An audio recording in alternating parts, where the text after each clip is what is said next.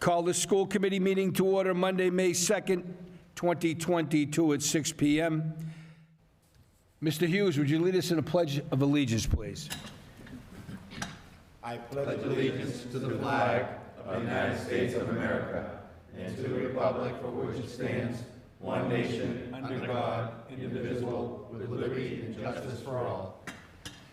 Recording in progress. School committee members and student reports. School committee chair, I have nothing to report at this time, nothing. Resource committee, Mr. Stevens. We have a short report. We had a meeting on April 28th. We had an enrollment update from EVA. We have 5,410 students. Mr. Shalafu gave us an update on the FY23 budget update, which he is going to go over tonight. The MSBA Accelerated Repair Program, the Lonjo windows, the design has been submitted.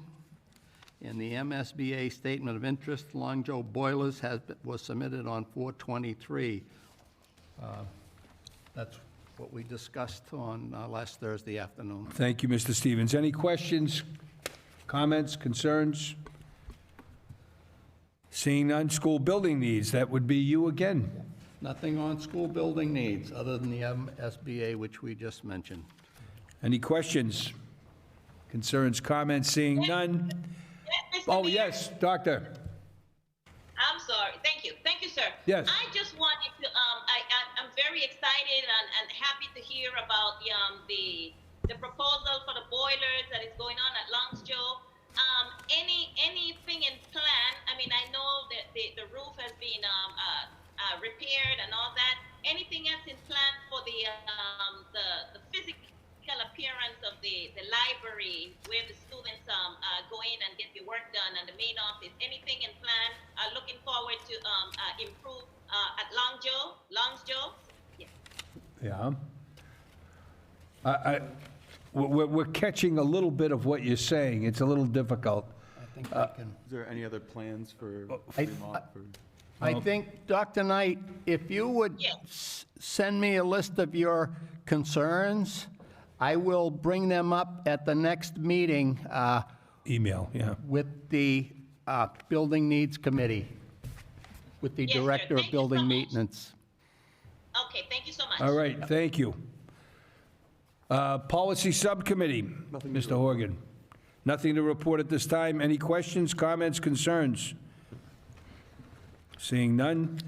Student Support Committee, that's Dr. Knight. Anything to report? Nothing to report on tonight. Thank you. Any questions, comments, or concerns? Seeing none. School Personnel, that would be me, and there is nothing to report at this time. Executive Committee, nothing as well. Student Representative, please. The AP or Advanced Placement exams have officially started. These exams will be taking place during the first 2 weeks of May. These exams only apply to those who are taking advanced placement classes. Also, FHS is hosting the Spring Musical Summer of Love. The show times are on May 5th and May 6th at 7 p.m. and on May 7th at 2 p.m. That is all I have to say. Thank you. Thank you. Any questions? Thank you. Approval of the minutes from the previous school committee meeting. Approve the minutes of the April 25th meeting. Motion made and seconded to approve the minutes from the regular school committee meeting of April 25th, 2022. All in favor? Aye. All opposed? It appears to be unanimous. Communications? Nothing at this, nothing. Nothing. Any questions about, regarding communications? Is there anyone wishing to make public comment this evening? Do we have anyone in the queue? We have no one. Well, I will give that notice once again. Anyone that may be calling in or zooming in, we don't want to miss you. We want to give you the opportunity to speak. Seeing none, moving on. Superintendent's report. Okay, thank you, Mr. Chair. So before I get started, I just want to announce that this week is Teacher Appreciation Week, and I want to thank all the teachers for all their hard work and dedication to our students, especially this year where we've encountered staffing challenges, shortages, along with the mental health needs of our students and our staff. Our staff have persevered this year in what's been a return to the new normal, I'll call it, and continue to give 110% every day. So very proud of our teachers and look forward to finishing out the year strong with our teachers. Next thing I just want to announce is that this Friday evening at the Fitchburg Art Museum at 5:30, we do have the adult ESL classes, a graduation ceremony or certificate ceremony. I shared that with the school committee earlier.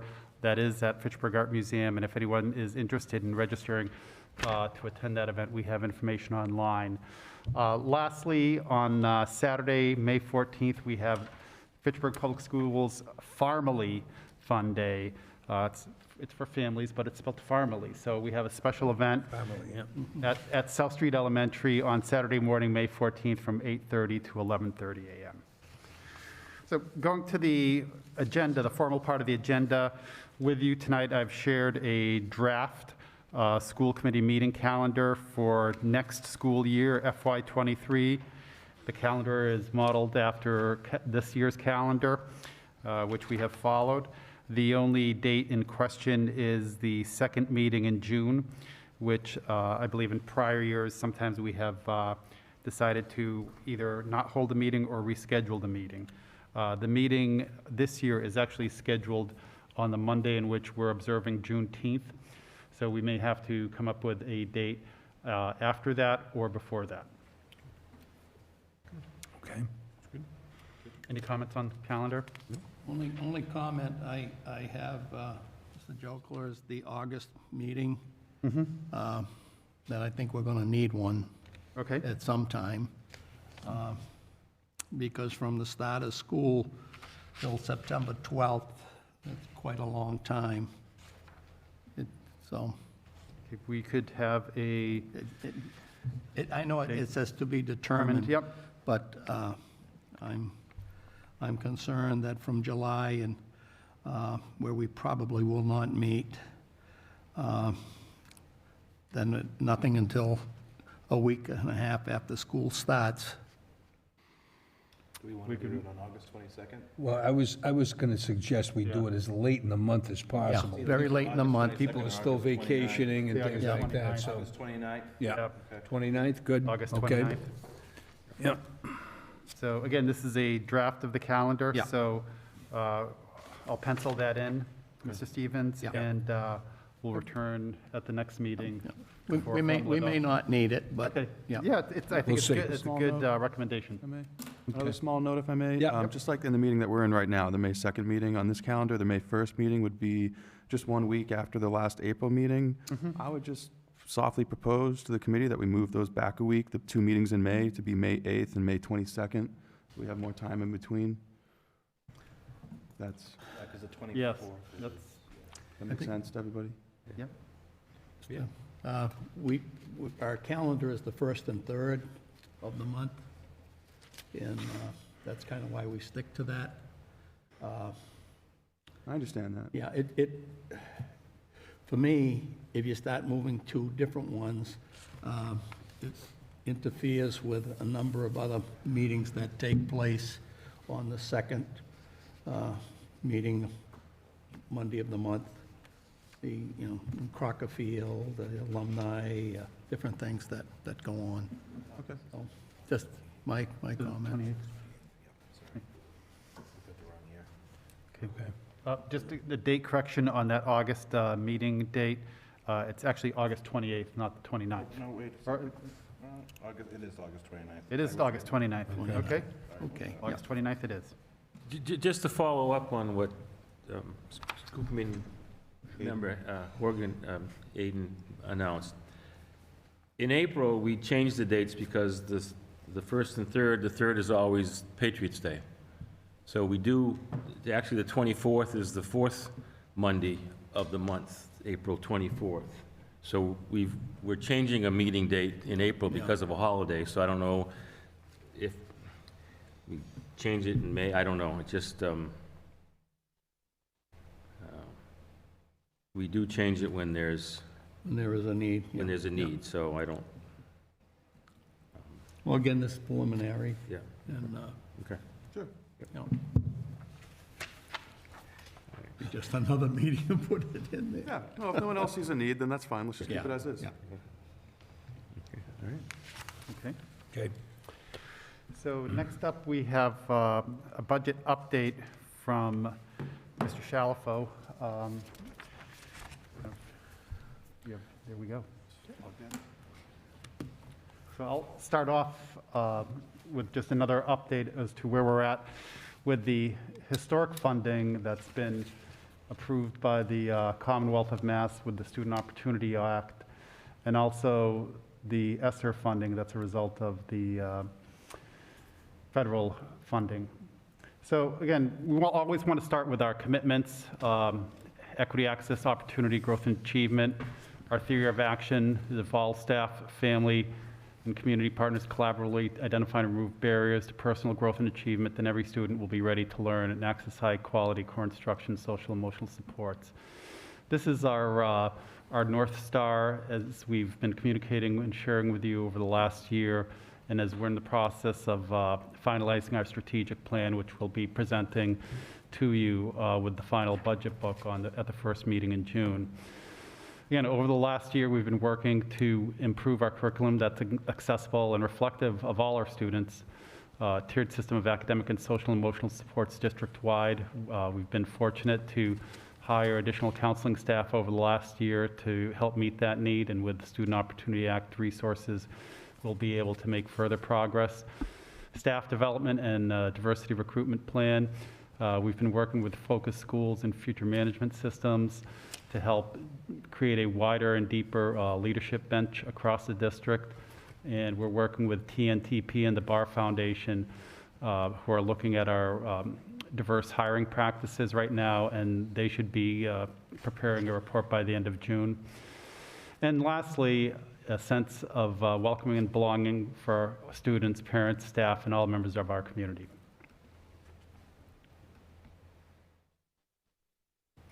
And as I mentioned earlier, the Student Opportunity Act is probably the most historic piece of not only legislation, but there needs to be funding tied to legislation, which now we are in the second year of having that funding for FY23.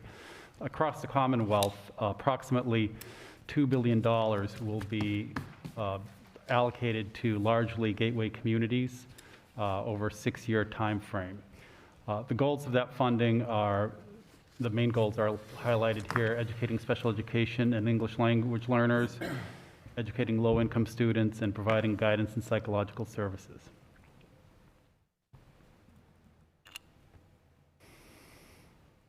Okay, so just at a high level, our funding is generally based on enrollment. So from the October 22, or actually 21 census compared to the October 20 census, our enrollment increased by 14 students, which was about a 1/4 percentage point increase. But with the Student Opportunity Act, the funding, as highlighted here in Chapter 70, increased over $7 million to help us meet the needs of our students. Again, with a city contribution or district contribution of a little bit less than $900,000. So this is, again, historic increase, almost a 10% increase over prior year.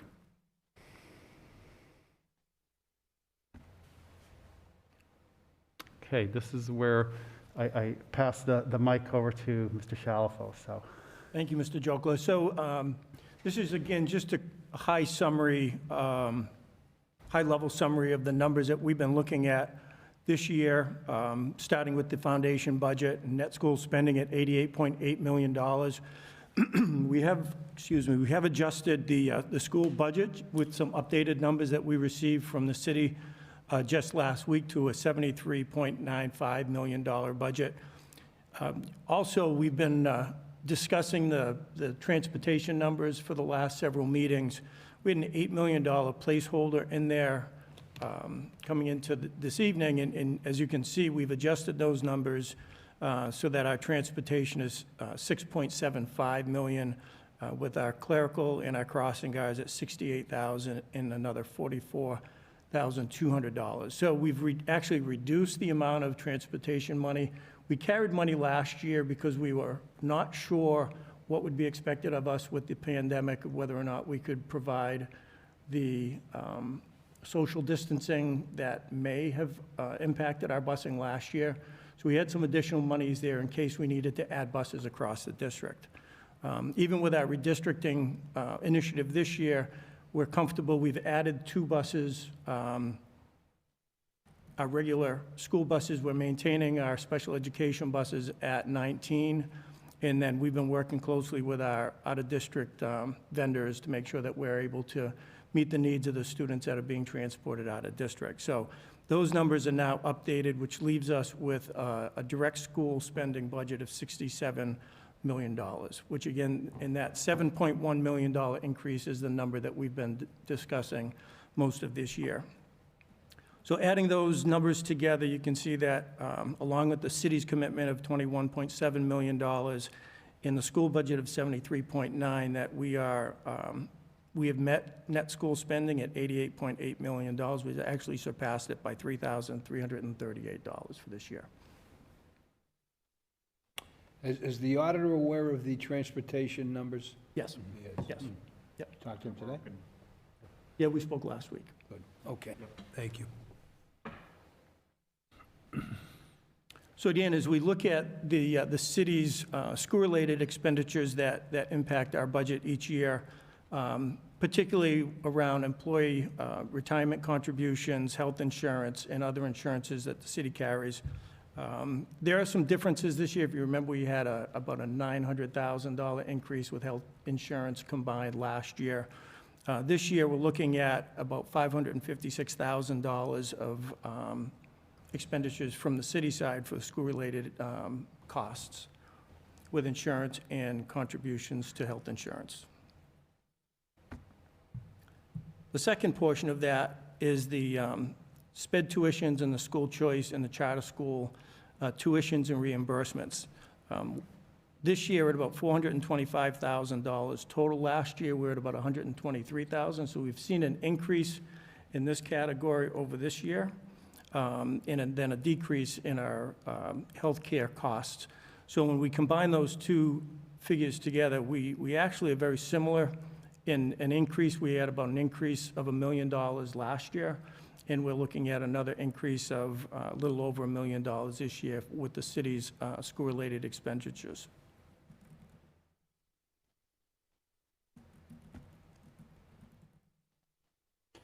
And again, this is just a quick summary that highlights the fact that, with the foundation and net school spending budget of $88.8 million, the school budget at $73.9, and then the city contribution at $21.7, that we have indeed met net school spending for this year, exceeded it by that $3,338 that we had mentioned.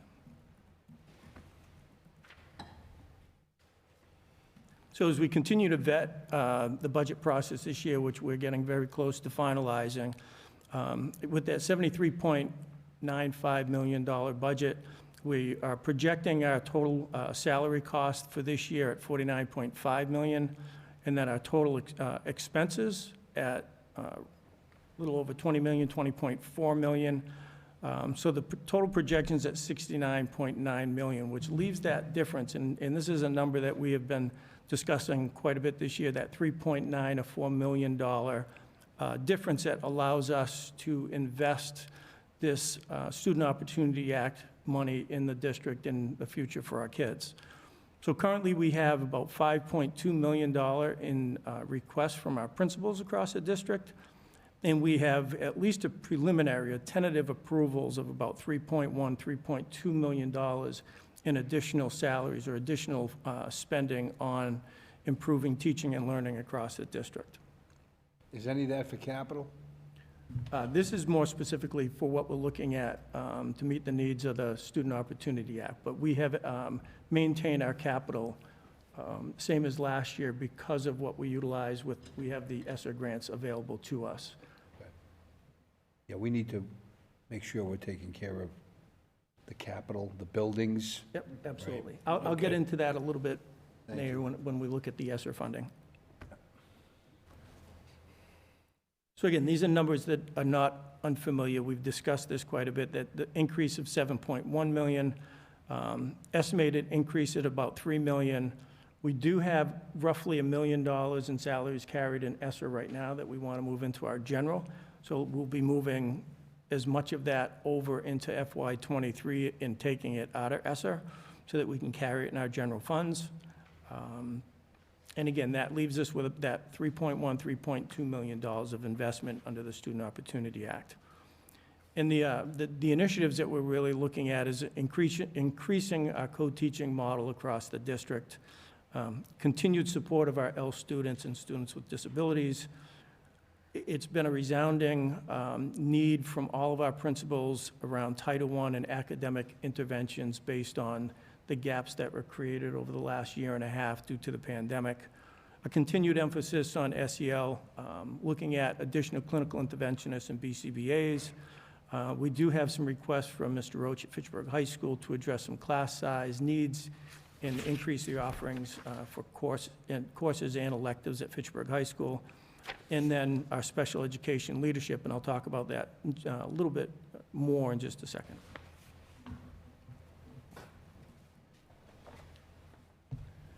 So this slide demonstrates our commitment to these initiatives, the strategic planning that we've been involved with for the last 2 years, looking at the potential for adding 8 positions district-wide in special education. Some of this is to address co-teaching, and others it's to address the needs in our sub-separate programs.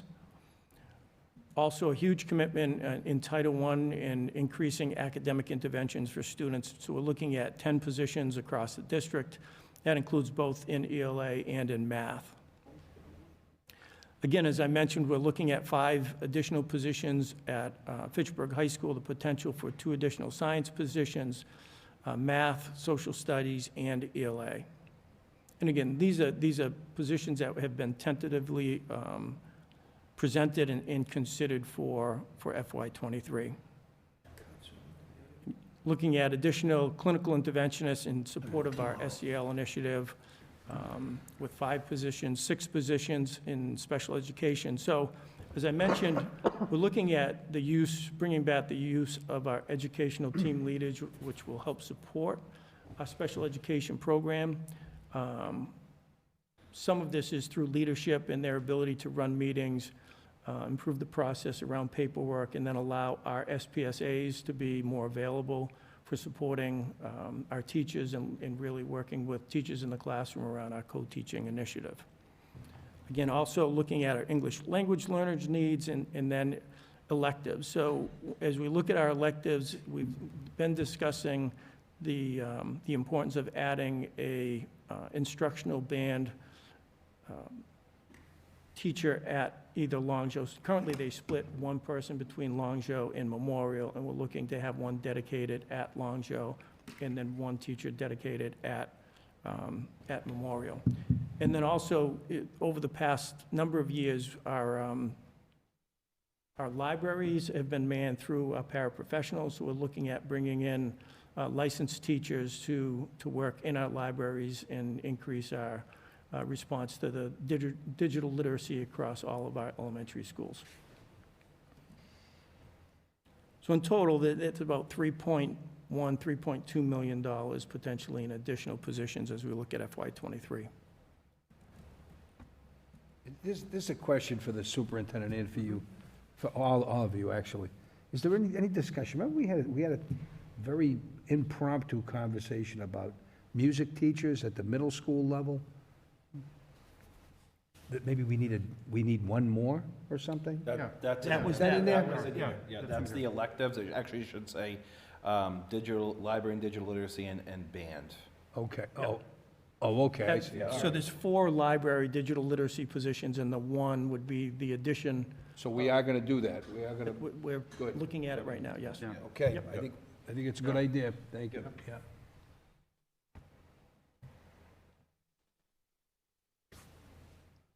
And to your point, Mayor, just to kind of summarize what we have available to us in our federal funding that we've received through the pandemic. So ESSER 1 was $2 million. That has been totally invested. And we're looking at working on ESSER 2 now, and then ESSER 3 will be coming up next year. So that's 7.4, another $16.6 million.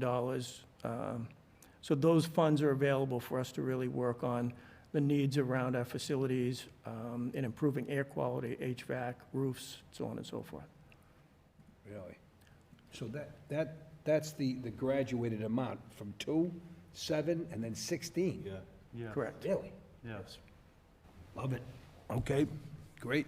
Love it. The trick is I've learned a new term coined by our contractors, is the Summer Slam project. So we have the money available, but we only really have the month of July and August to get the work done. So we'll be looking at doing as much work as you can in those 2 months. But again, roofs can be worked on while students are in the building, but when we're looking at the HVAC, when we're looking at some of the other internal systems in the buildings, it's difficult to do those because we have kids in the building all the time. Yeah. So this summer, we're going to be moving all of our summer schools, the majority of our summer schools, to Fitchburg High School, which makes the other schools available as we redistrict and move furniture and everything else that's necessary this year. And this is just a list. This is something we shared when we spoke publicly about our ESSER commitment. But these are some of the initiatives that we've already spent money on, as far as particularly around air purification and PPE during the course of the pandemic.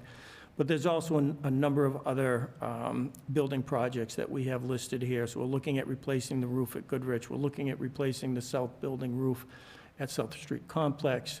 We'll find out more about the boilers at Longview. We're hoping that we are invited into the MSBA project, but if we're not, then we'll potentially next year be looking at replacing those boilers. I know that we can get through one more heating season.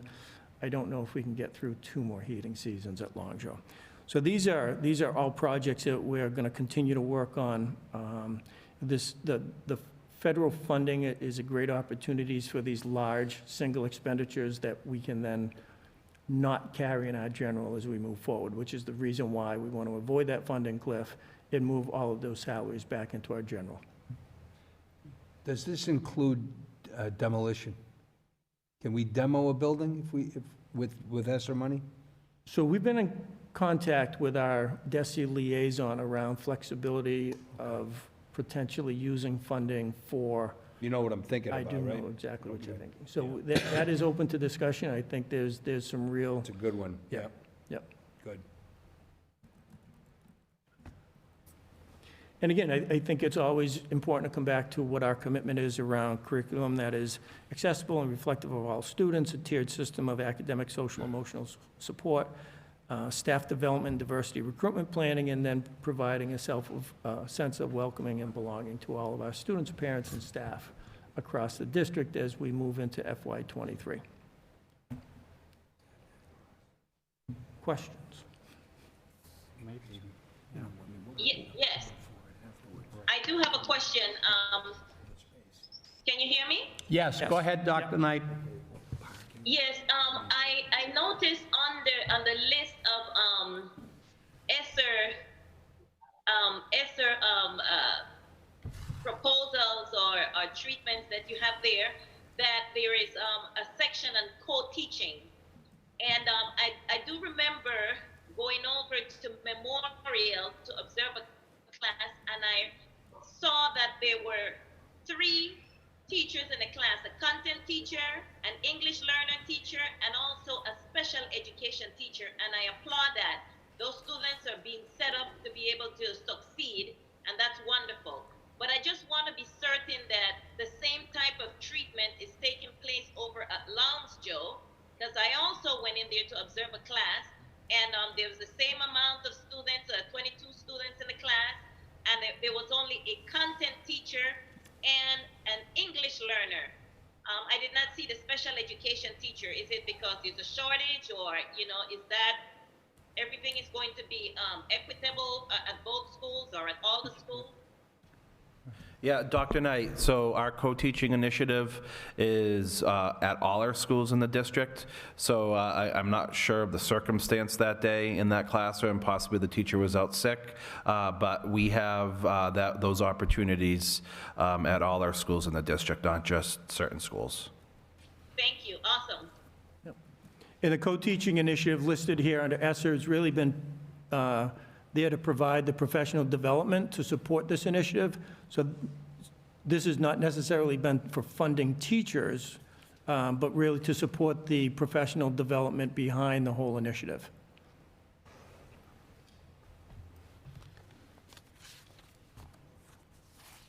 Thank you. Thank you. Regarding the ESSER 2 and ESSER 3 funds, I know that there are restrictions that apply to what it can be used to cover. Is there a time limit on each of those when they must be spent? Yeah, there Right. is. So we're out to 2025 right Okay. now. Okay. And again, I think the challenge is to get these projects done and underway in that timely fashion. I don't know if it will be available for some extensions, but I know that many folks in my position across the state are having a difficult time with some of the federal funding and being able to fit in the amount of the projects that need to take place. So they're being very creative with how they're utilizing that. But again, I think, for large capital expenditures, the ESSER is really focused on improving the climate in school, particularly the physical environment, and anything related to the pandemic around teaching and learning, again, around air quality, HVAC improvements, so on and so forth. Okay. Thank you. Thank you, Craig.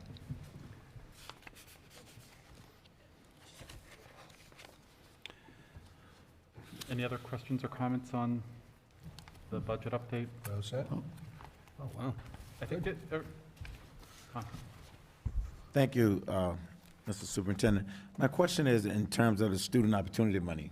Is that a 5-year, or is it says, there's no yearly attached to it? Is that Well, money it's dependable? How long a is it? 6-year plan. 6 year, okay. So FY '23 represents the second year of that. And from my conversations with, I'll say, the local state legislators, that they feel that FY '24 funding is secure, that it does not necessarily rely on the fair share tax, or what'll be on the ballot this year, the millionaire's tax. So that funding should continue to increase in at least '24 to help meet the needs of our students. So I think maybe just to clarify a point or a question raised by the mayor earlier, while the funds are targeted to communities like Fitchburg to narrow the achievement and opportunity gaps, I just want to mention that it's also about providing opportunity for our students as well. It's not just, math and English and learning how to speak English. It's, it's extracurriculars, it's Right. band, it's art. So it's all those things that make learning fun as well, because we want to make sure our students have the same opportunities as students in other districts have. My concern was in terms of making sure that the money's gonna be there, because I'd hate for us to go up the mountain and then all of a sudden it's not there, then we bottom out. And then have to lay off 25 people or 30 people because we don't have the Sure. resources to sustainability, I guess. is Sure, what absolutely. It's a valid question and concern, and especially if you've been in Fitchburg for a while, those are always our concerns with regards to grant funding. And that's why, as Mr. Shalfo mentioned earlier, talking about bringing some of the funding back into the city budget now so we don't face that cliff. Right. From ESSER funding, and because that money, with the ESSER money, goes away. Right. So as Mr. Shalfo talked about it, districts like Fitchburg are using a lot of that money for what are considered eligible investments in capital and facilities, Right. knowing that cities, this helps out cities as well. So as we continue to do that, we're trying to build a sustainable budget. And the Student Opportunity Act is really a resetting, historical piece of, again, not only just educational legislation with spirit and intent to narrow and eliminate opportunity and achievement gaps, but also the funding mechanism is in place for the next few years. Where will the world be in, or the state be in the next 3 years, in 2 years, as we're talking about 23 and 24? I don't know, fingers crossed. Right. Thank you. Okay, then, Donations? Dr. Knight? Yes, on that same note, I know Mr. C, I don't want to pronounce his last name because I might butcher it, but Mr. C is getting ready to leave us. My question is, his replacement, what type of training in the area is he bringing to the table? Would he be able to handle the concern that Mr. Huge had about, going up and then hitting the bottom, not having enough funds after the ESSER funds run out? What type of training is it coming to the table for this new position that is going to be offered, or that was already offered? Dr. Knight, let me just clarify your question. We think we heard you. Are you asking with Mr. Chalafo's retirement happening and Mr. Roach replacing him, are you asking about Mr. Roach's qualifications to handle the point Mr. Hughes brought up? Due respect, yes. Yeah, Mr. Shalafo will be staying on briefly for a period of transition and working with us on the redistricting. The business office staffing has been stable for over 10 years, and I have some experience in school finance and budgeting, so we have plenty of internal resources. In addition, Mr. Roach will be participating in the MASBO program for new business managers, and he'll be assigned a mentor as he has already been licensed. DESE is very rapid on their approvals, so we appreciate that. And Mr. Roach will be joining the MASBO group, where just as Mr. Shalafo, who was a former principal, began attending these peer monthly meetings and came up to speed pretty quickly.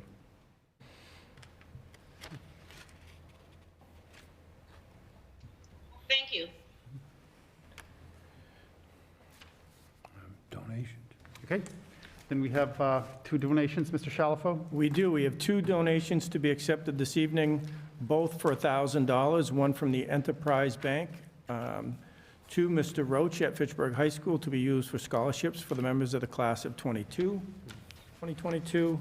And the second one also for $1,000 from the Rollstone Charitable Foundation, and that too is going to Mr. Roach for scholarships for members of the class of 2022.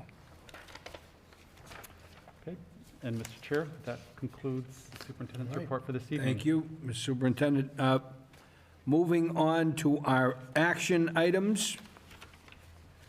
Make a motion to bundle the action items 22-161 through 22-164. Motion made to bundle 22-160 up through and including 22-164. Second. Motion made and seconded. All in favor? Aye. All opposed? It is unanimous. I'd like to make a motion. Yes, Good. Mr. Walsh. No, I'd like to make a motion to approve the bundle. Motion made and seconded to approve the bundle. All in favor? Aye. All opposed? We are unanimous. Moving on. No need for executive session at this time. I'd like to entertain a motion to adjourn. Motion to adjourn. Second. Motion made and seconded to adjourn. All in favor? Aye. All opposed? We are adjourned.